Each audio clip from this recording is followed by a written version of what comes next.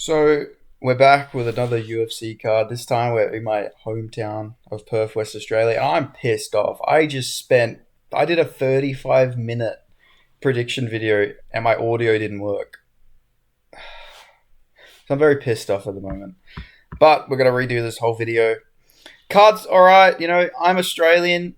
I'm Aussie. I know all these fighters. So if you want the best perspective on who's going to win, you want a non-biased perspective on all these fights, you've come to the right guy. We got the first fight of the night, which is Jonathan Micallef versus Elliott. I don't know if this is really the first fight of the night. The order of this seems a bit off because I swear this fight was not opening up the card, but it's still at a very weird spot on the card because this is like one of the better fights. Elliott had some hype before he lost to Ko, and now he's fighting Jonathan Micallef. I'm going to go with Jonathan Micallef here. I think that he's going to get this one done. He's a significantly big welterweight. If you've seen, there's a video of him and Jimmy Crute and Robert Whittaker. It's insane how big this guy is for the welterweight weight class. These guys are built as the same height, but Jonathan Micallef, much bigger reach, bulkier dude, much more. It's crazy. Look at this guy. This guy does not look like he's got to actually be 6'2". There's no way he's 6 foot. He's a big welterweight. He's bigger than Rob Whittaker. He's bigger than Jimmy Crute somehow. And he's muscular too. It's crazy. Elliott. I honestly rate beating Kevin Doucette a lot better than a lot of Elliott's wins as well. I'm going to just put it out there. You look at the guys Elliott's beat. But Basil for Fez, people are like, oh man, he beat JDM. He did not. Just clearly didn't beat JDM. He clearly lost. Clearly got the shit beat out of him. Preston Parsons, not really that good either. But, decent. And then Val Woodburn, not UFC level whatsoever. Has he even fought? He's on a 2-fight winning streak since then. But who against? Yeah, 8-6, 16-8 guy. He's just... And even then, he got dropped in that fight. Then he lost to Hung Ko very easily. And then in a few fights, he's been dropped badly. He's been hurt in a lot of his fights. And he's been... I don't think he's ever been subbed, though, has he? KO. So he's never been subbed. But I think Jonathan Micallef's going to try to change that. And the thing is, that fight for Elliott was against Ko was in June in Azerbaijan. I don't think his takedown defense is going to be that significantly better now. We're going to be like, oh man, this guy's prime Aldo with the takedown defense. I don't think that's going to be a thing that happens. So I think Jonathan Micallef is going to go in there. I think he's going to take him down. I think he's going to get a submission. I like Elliott. He follows me on Twitter, so I'm so sorry, Oben. I'm picking against you. But yeah, I think Jonathan Micallef's going to get this one done. And I think it'll be by submission, to be honest with you guys. I think he will eventually get submission. Even could see ground and pound TKO. He's got pretty decent ground and pound. And on the feet, it's not like Elliott has to stay standing. He's done. Jonathan Micallef has good striking, especially with the kicks. He's got good kicks. He's got some decent hands. He's got a big reach advantage, so he could probably land some unorthodox shots on Elliott. So I like Jonathan Micallef to get this one done over Elliott. I think he's going to be Elliott. So I'm going to go Jonathan Micallef to get this one done. First round, submission, I reckon. But it could end up being a fun back and forth scrap. But I could see Jonathan Micallef even doing good on the feet. Because I think Kevin Doucette would probably beat Elliott, to be honest. Crazy they cut it, Kevin Doucette, but I guess they just didn't, they didn't like the French.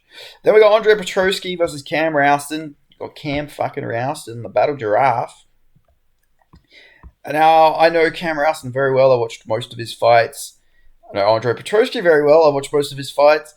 Cam Rowston, one thing I'll say, before he lost to Terrence Finney, and I even said this when I interviewed him, his level of comp wasn't the best. You look, a lot of guys with losing records on here. But after he lost to Finney, he fought a 1-3 guy, but after that, 3-1 Blair Bretag, who's not a bad fighter, is pretty good. Dropped Darcy Vender, who's the last guy to beat JDM. Beat Austin Stoddart, and then he destroyed Brandon Holmes, who was 5-0. So, he stepped up. He's looked improved in his last couple of fights. He's dominated. He's utilized his grappling and his striking. People also don't realize Cam Rowston is actually a grappler, first and foremost. He went to City Kickboxing, won the King in the Ring tournament twice in New Zealand. So, he's really leveled up in his striking. Andre Petroski, bit of a, not the most durable guy in the world. I know he survived to a decision against Edmund Shabazian, but he got beat up for 3 rounds against Edmund Shabazian, and we know Edmund Shabazian does gas out. So the fact that, Shabazi and did manage to still beat the shit out of him in all 3 rounds. Not the best look for Petroski. I thought Rodolfo Vahea beat Andre Petroski on that fight in the feet. Dylan Budker and Josh Fremd should never have been in the UFC. Josh Fremd, I guess you could understand him, but Dylan Budker absolutely should never have been in the UFC. He's on a 2-fight winning streak now, so fair play, good on him. He even won a boxing match. That's crazy because I've never seen the guy fucking strike at all. So that's good for Dylan Budker, but still easy low level comp guys there. Beat GM3, but he almost got chinned in the 3rd round. Got absolutely brutally flatline KO'd by Jacob Malkoon's hip. He shot a takedown, knocked out, unconscious, out cold in front of his friends and family. So I don't like that for Jacob Malkoon. I don't like that for Andre Petroski. Michel Pereira immediately chinned him 1 minute and 6 seconds into the fight. And then he also got KO'd by Aaron Jeffries, got an ninja choke by Brian Battle. We've just seen that he doesn't really have he's not the most durable guy in the world. And the thing about Cam Rowston, I know he lost to Terrence Finney, but when you look at that fight, it didn't age that badly. Finney normally ragdolls people for the whole time. Cam Rowston was actually stuffing takedowns. He was actually getting back to his feet. He was actually landing good strikes. He was actually hurting Terrence Finney. I think Finney's just a better Andre Petroski, much more durable than Petroski. Maybe his submission game's not as good, but his overall wrestling's a lot better. Well, I feel like Petroski might not be able to get Cam Rowston and hold him down like Finney was. And even then, Cam Rowston can probably bounce back up. He's a lot bigger. He's a lot taller. He's only got a 2-inch reach advantage, but I'm pretty sure that's wrong. I'm pretty sure he has a 76-inch reach. I could be wrong. I'm pretty sure it's longer than 75 inches, but still, I'm going to go with the Battle Giraffe. I think he's going to KO Andre Petroski, to be honest here. I feel like if this fight goes later, I feel like Cam Rowston also has a better cardio over Andre Petroski, and he's an underdog as well. Cam Rowston, I'm pretty sure, at least on Tapology, the majority of people are going with Petroski here. I think Cam Rowston will win this fight, to be honest with you. I think he's going to knock Andre Petroski out, and it'll be a good statement to make. You got to think about it this way as well. Cam Rowston sort of became a bit of a star after the Dana White Contender Series win because he was I want to get me right on Perth. And normally the UFC reward people, they weren't going damn, this kid's a fucking badass. This kid's a star, They weren't going give him Andre Petroski because that's a tough matchup for him. They went, give him Andre Petroski because that's a very winnable matchup. It'll be it's a star-making performance to give him after he had that little viral moment where he called for Perth. That's what the UFC do. They do this all the time. They're obviously going to try and give him a fight they know is more winnable because they're damn, if he goes and wins, we can use that clip on Dana White Contender Series and then we can show him winning in Perth. That's what they do. That's marketing 101. Cam Rowston is going to get this one done by KO, in my opinion. Then we got Brando Perovic versus Alisha Ellison. Brando Perovic, I know you see the 4-1, you're this guy's not very good, but he is actually a very good heavyweight, very good striker. He's actually decently technical with the kickboxing. I know he lost to Randall Raymond, but if you watch that fight, he dropped Randall Raymond early in that fight with a jab 20 seconds into the fight. He's actually pretty good. He's decent.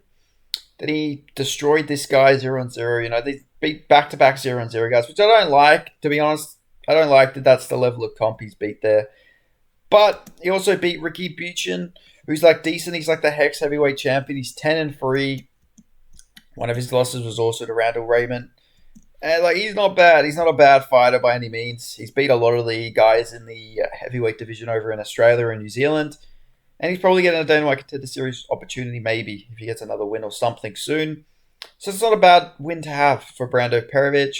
And Alisha Ellison's more of a striker. I feel like if you're a pure striker versus the Balkan Bear, I think it's going to be a good fight for the Balkan Bear. So I'm going to go Balkan Bear to beat Snack Panther. I'm going to go by KO.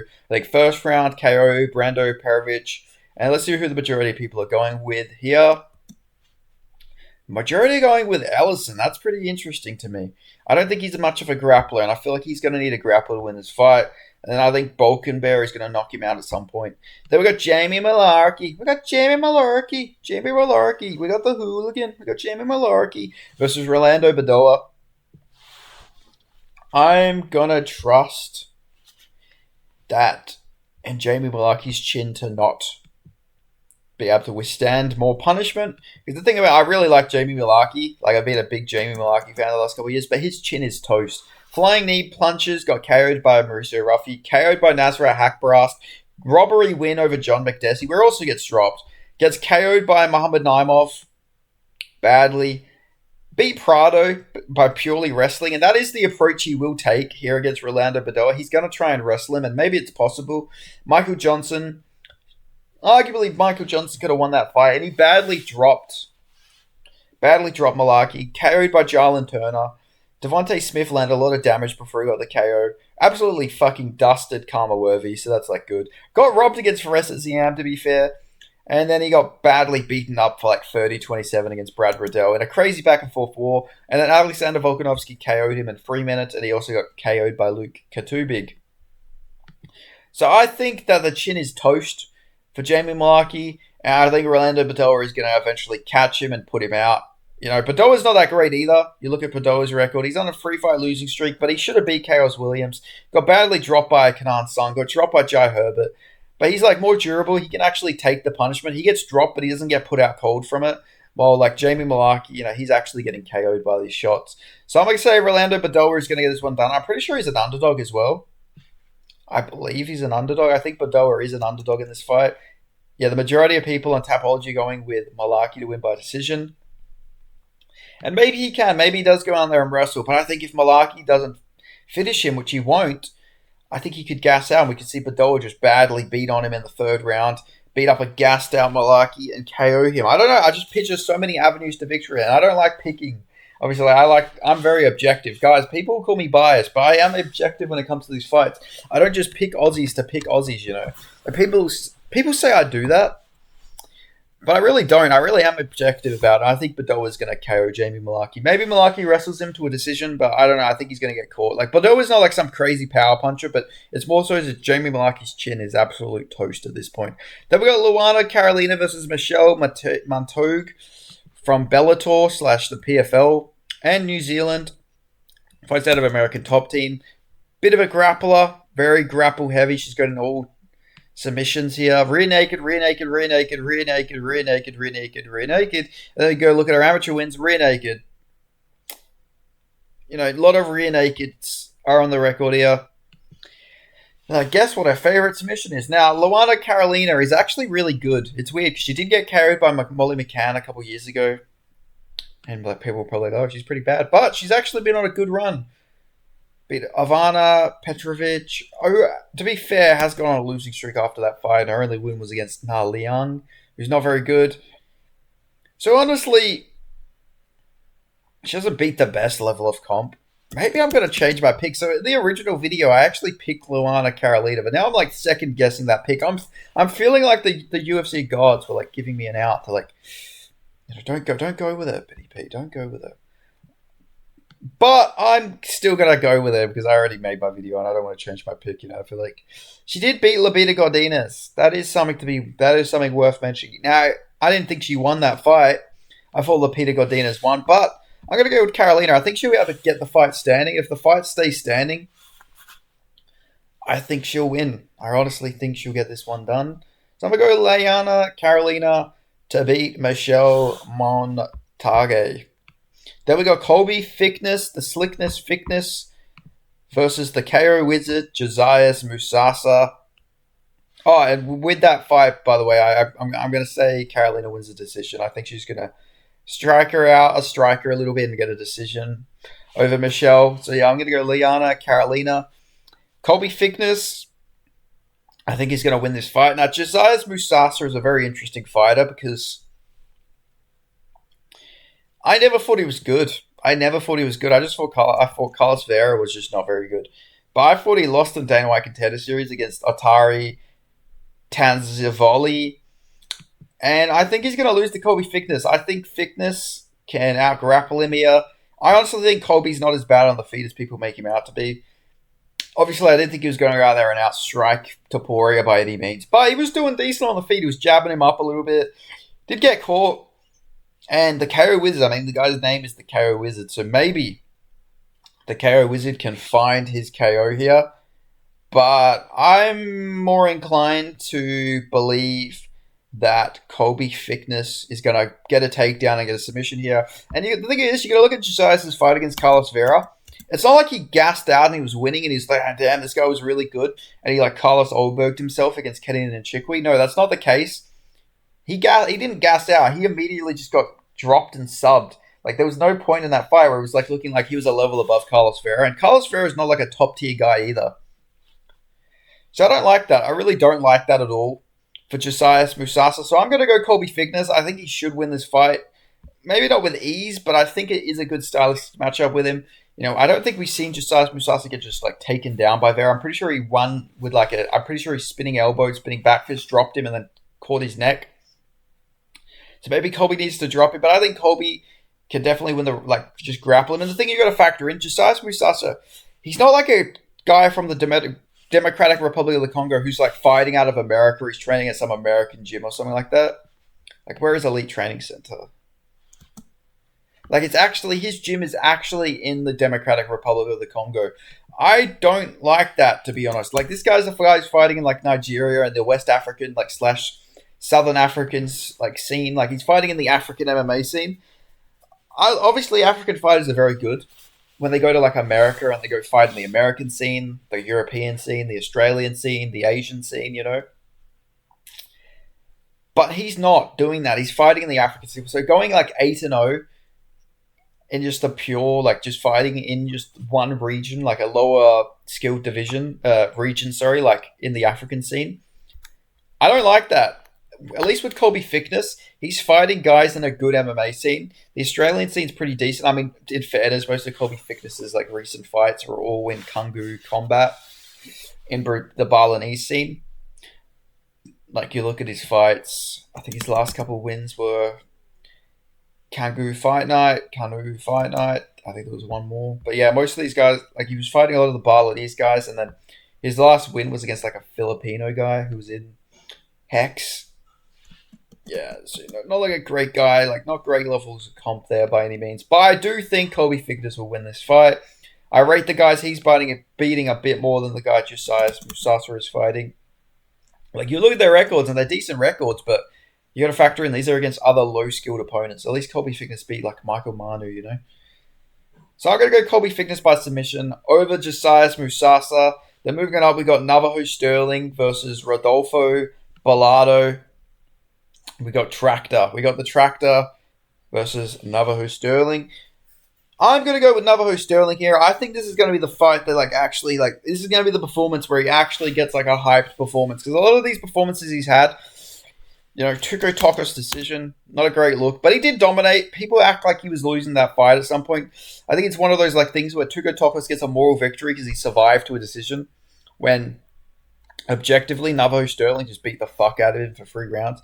And then Ivan Erslan was a bit of an iffy performance, but he did badly hurt him in the 3rd round with that overhead and got like a 10-8 on some scorecard. So a lot of people thought it could have been a draw, but, you know, they gave it to Stirling. He did end up winning. I think Stirling's going to knock Bellato out. Bellato, you look at his fights in the UFC, getting pieced up by Paul Craig and like a phantom KO'd with an up kick. Jimmy Crute badly dropped him, 10-8s him in the 1st round. Ihor Potieria drops him like 2 times, almost KOs him, ends up coming back. And then you look at his losses, they're all to Vitor Petrino. Petrino, now, maybe that's the thing, maybe Bellato's made a deal with the devil. He can only lose to Vitor Petrino because he got carried by him twice. One time, 25 seconds in the 1st round in 2019, then he got KO'd by him on Contender Series, 3 minutes and 36 seconds.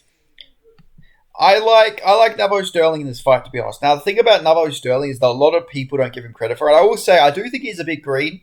I think he could have got a bit more experience, but at the same time, there's nobody for him to really beat in the Australian/New Zealand regional scene. Like, he would have to go to, like, Reyes or something like that to get, like, good levels of comp. But the thing is, like, people don't give Navajo Stirling a lot of credit for is his takedown defense. He's very strong. He's got good takedown defense. I don't think Bellato's going to be able to take him down. 8:52 a.m. And if he doesn't take him down, shut up, Siri. If he doesn't take him down, I think Navajo Stirling's going to KO Bellato on the feet. I don't think Bellato has a good chin. I just don't think he's got a good chin. He gasses out. Oh, actually, he doesn't gas out. Actually, in fairness, the one thing I'll give Bellato, he doesn't really gas out. He has pretty decent cardio in all these fights. Maybe he has gassed down a few fights, but he's typically got the cardio advantage. But I think he's going to get KO'd. I think Navajo Stirling, 1st round KO. Honestly, I see him getting like a KO, like a Dan Hooker, James Vick KO. I think he's going to do that combo where he, like, you know, does like goes for the left, fakes a left, and then goes for the right, and then catches him right on the chin. I think he's going to put Bellato out cold. And I think this is going to be a performance where people are like, oh man, Neville Stirling, like this guy's really good. Like it's a light heavyweight. I think he's going to be decent one day. Is he at that point now? I don't know. But I think he's good enough to knock out Rodolfo Bellato. Then we've got Luma Lookboonmee versus Alexia Thainara. I like Luma Lookboonmee. She's probably one of my favorite female fighters. She's a Muay Thai fighter. Shout out to Thailand. And she got some pretty decent wins. Denise Gomez, Elise Reed, Bruna Brazil. But that Estela Nunes performance was awful. Arguably could have lost that fight, or at least it was very close. I didn't like that performance. I thought it was a very bad one to go that. Going tooth and nail with a 6-6 opponent is pretty crazy. And Alexia Thainara is coming off that good dominant win over Molly McCann. She's pretty decent. She lost to Bruna Brazil, and I know MMA Math will say, "Oh, Luma Lookboonmee beat Bruna Brazil," but obviously MMA doesn't work that way.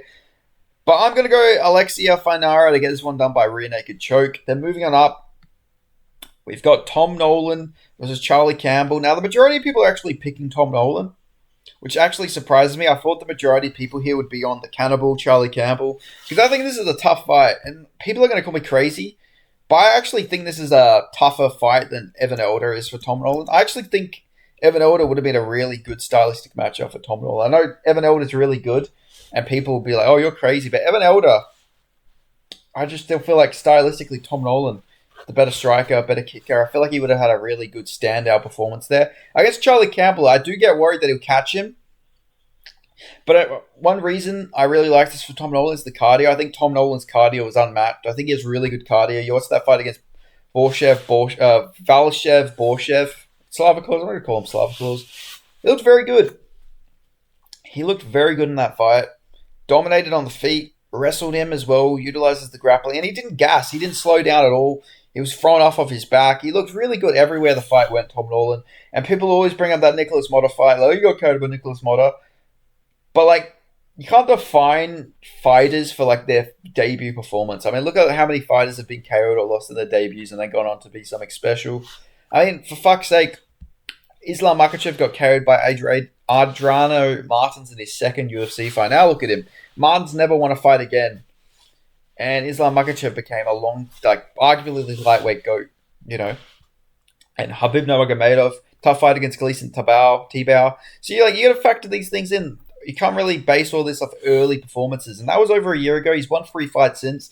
I know people will say, oh, Charlie Campbell. You know, they have a shared opponent with Alex Reyes. Charlie Campbell knocked him out in the first round. Tom Nolan beat him by 30-27. You can't really use that here. I think that's actually more of a benefit for Tom Nolan, that he's gone 3 rounds and not showed that he's gassed. I think Charlie Campbell sort of slowed down a little bit from, again, it's Trevor Peake from memory. Well, Tom Nolan, he's pretty decent. Now, hopefully he doesn't go in there and brawl. That's the one thing I don't like about Tom Nolan, is he goes in there and brawls. But he didn't do that against Borshev. So hopefully he's learned not to go in there wild, like with his chin out there. Because then Charlie Campbell will KO him. But if he fights smart, fights long with his kick, kicks at him a lot. Now, there's only half an inch reach advantage here for Tom Nolan. But the kicks, the legs, he's going to have a big advantage with leg reach, I'd imagine. I think he's going to be able to kick Charlie Campbell up. I think he's about to piece him up, get some takedowns if he needs to. But I don't think he's going to wrestle. I think it's going to be a pure striking fight. I think he's going to have the better cardio. And I think later, maybe 3rd round TKO. But I'm going to go Tom Nolan by decision over Charlie Campbell. Then we've got Jake Matthews versus Neil Magny. Is Jake Matthews going to beat the 3-fight winning streak curse? If you look at Jake Matthews' record,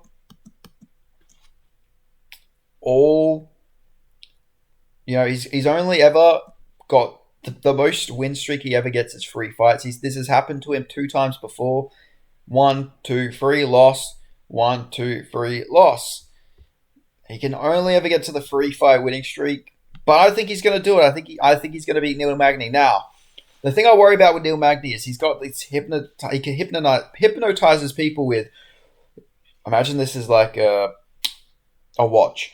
You're going to clinch with Neil Magny. You're going to clinch with Neil Magny. Like, this guy hypnotizes people. I don't know how he does it. The only way Neil Magny typically wins is if you clinch with him. You've chosen death. You've chosen death via 30-27 Neil Magny clinch fuck.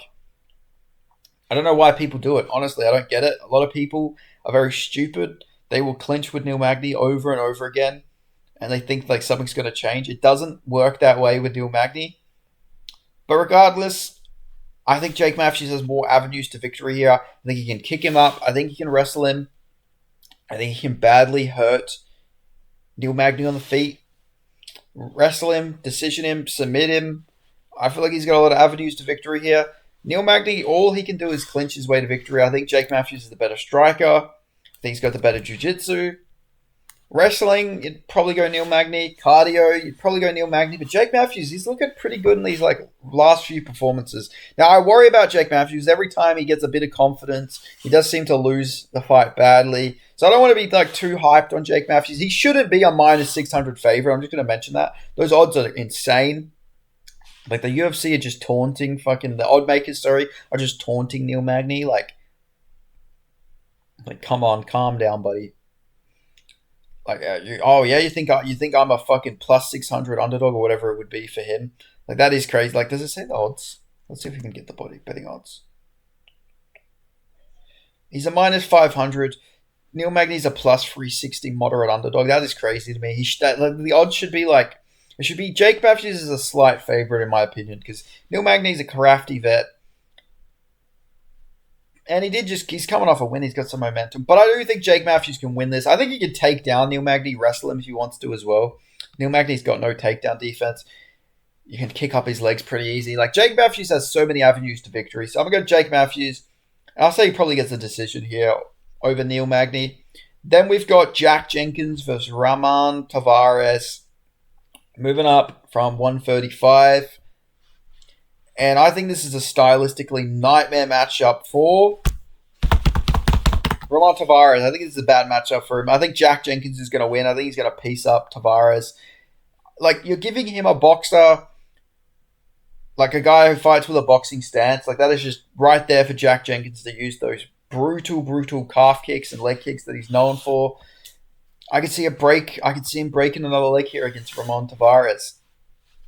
And honestly, I could see him destroying with those leg kicks.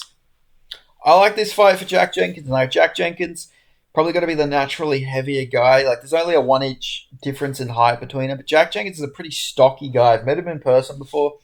He's pretty stocky. Like he's short, but he's like, bulky up. He's got big upper body strength. I think he'll be stronger than Taveras. Taveras isn't really a grappler. He's got a few guillotine chokes and rear naked chokes on his record, but I think Jack Jenkins should be able to piece him up. And I'm going to say decision. I know Jack Jenkins did KO Herbert Burns. But like Herbert Burns, I mean, that doesn't say too much. But I will say, I was actually impressed with Jack Jenkins' last fight. I know it was a loss to Gabriel Santos, but Gabriel Santos beat Leroy Murphy, and I think Jack Jenkins did better against Gabriel Santos than Leroy Murphy did. I know he ended up getting subbed, but like he badly hurt Gabriel Santos, and Leroy Murphy didn't even do that.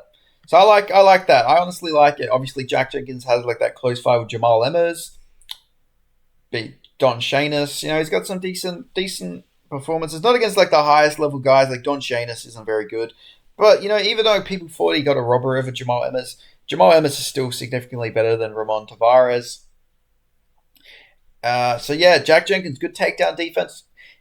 But if he does get taken down, his get-ups have a lot to be desired. But Ramon Taveras, I don't think he's going to utilize that. I think he's going to box here. They're both strikers. I think Jack Jenkins, if anyone's going to wrestle, will probably be him. So I go to Jack Jenkins. I honestly think a 30-27 decision is probably right here. I think he should dominate Ramon Taveras. Then we've got big boys in the heavyweight division. We've got Louis Sutherland from Scotland. He's apparently not even Scottish, according to Otis, the beefy one. He's just a guy who represents Scotland from England. I'm pretty sure he'll even say that on his thing. He was born in England. He fights out of England. He reps Scotland, though. Interesting enough. And we got Justin Tafa, the bad man, Justin Tafa. Like, part of me really wants to go with Justin Tafa here, because I don't really know too much about Louis Sutherland. But you got to look at his performances. Beating some pretty decent guys, and he's winning decisions. The thing is, we've never seen Justin Tafa win a decision. He gets all KOs, which is good or bad depending on how you look at it. But I actually like that Louis Sutherland has a few decisions on his record, so we know he can go all 3 rounds to win. And the guys he lost to aren't too bad when you look at it. Like Slim Trabalesi isn't a bad fighter. He's a pretty good heavyweight fighter. So honestly, I like Louis Sutherland to get this one done over Justin Tafa. Like, he can win a decision, he can knock out Tafa. And Tafa's coming off 2 losses. One of them's a KO. And Justin Tafa, I know there's this stereotype that all Samoans have like granite chins and all Polynesians have really good chins. But Justin Tafa has been hurt in a lot of his fights. He's been KO'd a lot. In fairness, going back to that decision thing, he should have beat Carlos Felipe by decision. But, he got fucked over in that fight, in fairness to him. But then he lost to Jared Vandera, which is a bad look. KO'd Harry Hunsucker, but he missed weight in that fight. Beat Parker Porter. Beat Austin Lane. There was a period where he was in a free fight winning streak, actually. But then he lost to Carl Williams. And then lost to Taliesin Teixeira by KO in 35 seconds. I think Louis Sutherland's going to get this one done, to be honest. I'm going to go Louis Sutherland. And I'll say TKO. I think he's going to TKO Justin Tafa to get this one done. Then we got Jimmy Crute versus Ivan Erslan. I'm going to go with Jimmy Crute. Ivan Erslan is better than his record in the UFC lets you know. He is very powerful, so I do worry that he might just catch Jimmy Crute and KO him at some point in this fight. It's definitely a possibility. But I'm going to trust in Jimmy Crute's grappling here. I think he'll be able to grapple Ivan Erslan here, get a submission at some point. Yeah, he's been sub before, but this was like 5 years ago. He's probably improved in the takedown defense. But Jimmy Crute, bit younger,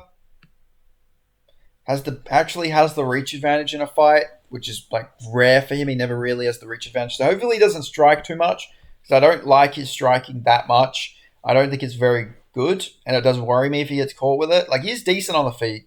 Like, at one point, like, if he lands like a big shot, he's got power, but his grappling is like clearly his superior game plan here. He needs to grapple. And you look at his performances, like, he has been caught by Jamal Hill, where it made me think, like, damn, what is in Jamal Hill's gloves? But, he ended up winning. Oh, he didn't end up winning. He ended up losing to Jamal Hill, But he ended up winning to Marcin Prachnio, I should say.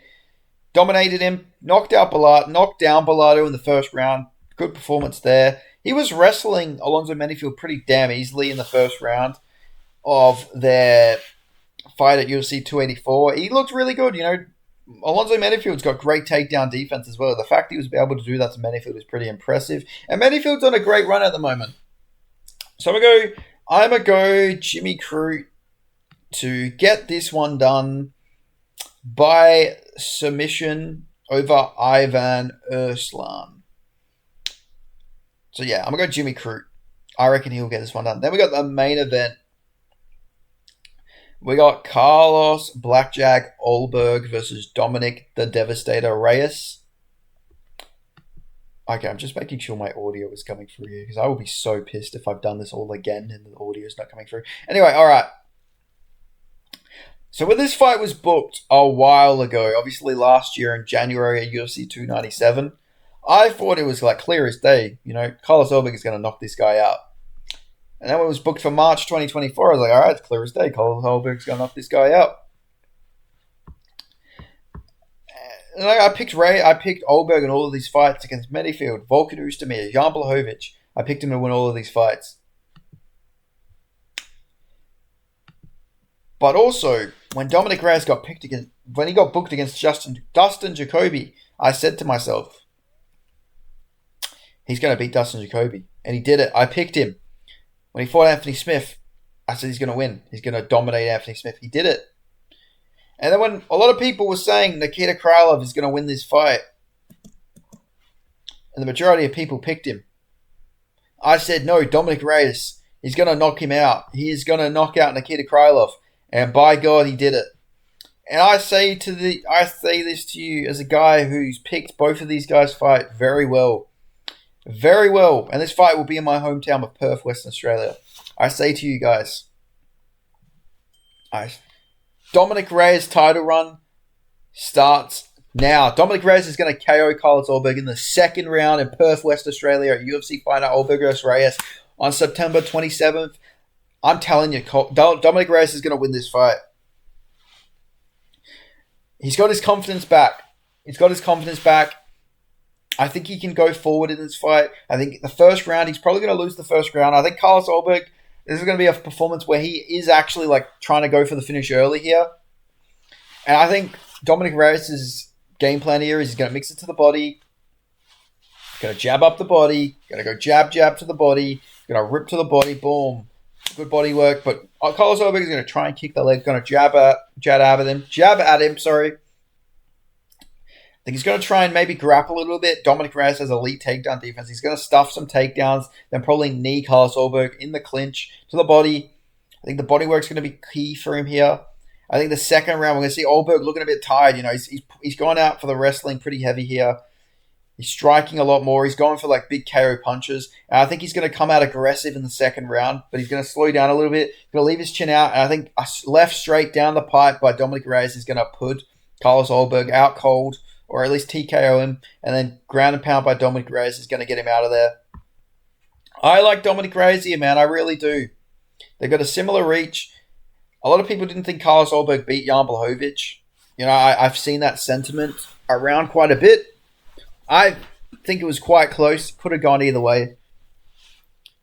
But I really like Dominic Reyes. I think Dominic Reyes is going to get this one done. And, you know, people are going to say, oh, yeah, well, the hometown fighter is Carlos Ulberg. No, it fucking isn't. Dominic Reyes, he ate a meat pie from Perth, West Australia.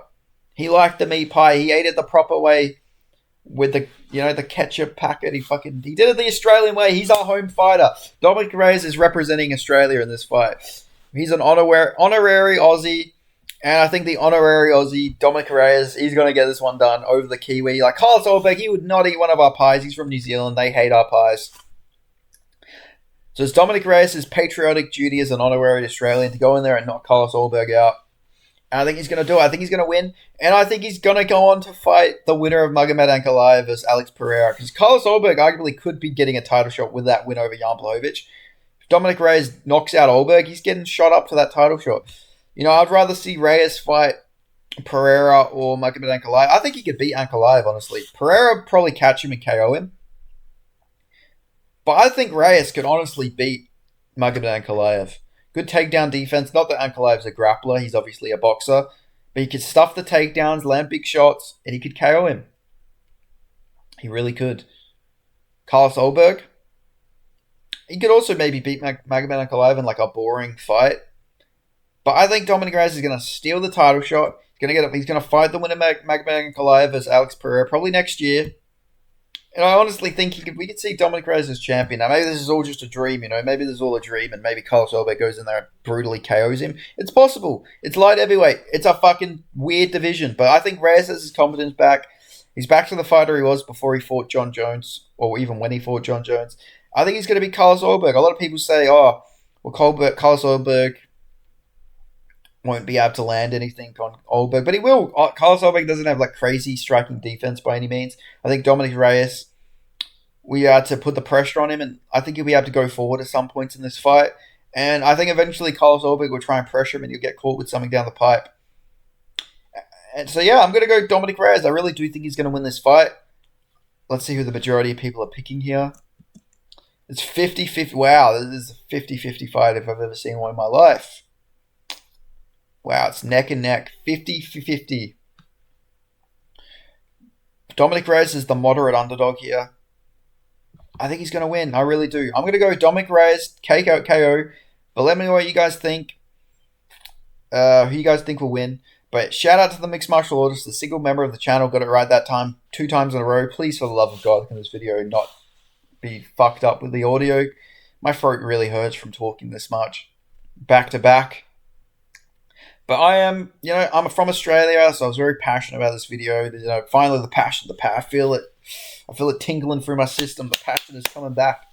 But yeah, I think Dominic Reyes wins. But let me know what you guys think of my picks. And become a member today. You know, Mixed Martial Artist is a single member of the channel. Become a member. $1.99, $2. You know, it'll just stop you from getting some chips from McDonald's or something like that. And it'll be good for your day, you know. You put a bit of money into me. It's like investing in Bitcoin. You're not getting any money back, but, you know, the entertainment, the serotonin for me will make my videos much more entertaining.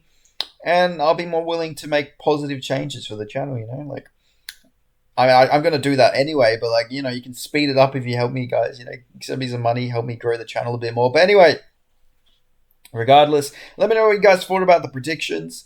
Let me know if you disagree, if you agree, if you think I'm a tard. Let me know. Yeah, like I don't know. Let me know what you guys think of the predictions, because yeah, I'm very confident in these predictions. We'll just go through the predictions just so you guys remember who I've got. I got Micallef submission, Cam Rowston KO, Brando Pericic KO, Rolando Bedoya TKO. I've got Luana Carolina decision, Colby Thicknesse submission, Nabo Stirling KO, Alexia submission, Tom Nolan decision, Jake Matthews decision. I've got Jack Jenkins decision, Louis Sutherland TKO, Jimmy Crute submission, and I got Dominic Reyes, the Devastator by KO over Black Jag. But yeah, thank you guys so much for watching. If you made it all the way through the video, I love you. Mwah, mwah. There you go. If you guys made it to the end of this long ass video, mwah, mwah, mwah, mwah, thank you guys so much. Because I can't imagine many people have, because it's quite a long one, So I really hope this isn't all in vain. I hope this is my most viewed video, like prediction wise, because a lot went into this. So yeah, thank you guys so much for watching. I'll see you guys next time. 41 minutes is crazy. So thank you guys so much. Goodbye. Thanks for watching. Adios. Goodbye.